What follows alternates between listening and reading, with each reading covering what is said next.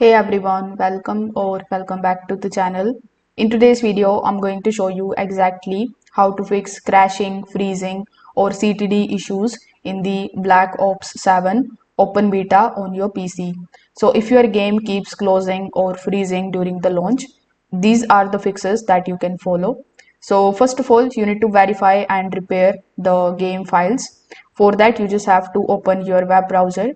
Over here in the search bar, you just have to search for battle.net or Steam client.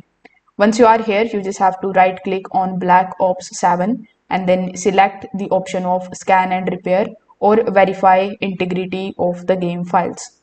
Now this replaces any kind of missing or corrupted files that often cause crashes or startup errors.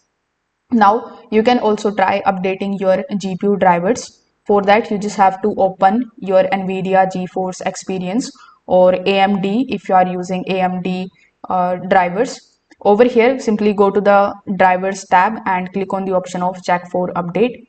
If you see any kind of update here, simply click on the option of install and install the latest driver update. The new driver versions are optimized for the new releases like the open beta and fix most of the crashes issues instantly.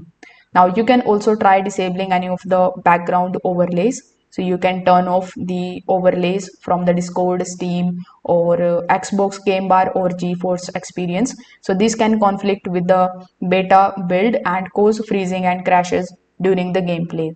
Now you can also try running your game as an administrator. So this will be very quick fix that you can try. Most of the times this particular fix is going to basically fix all of the problems you are facing with your game, so you can also try it out. So if this video helped you out, make sure that you like this video and subscribe to the channel. Thanks for watching.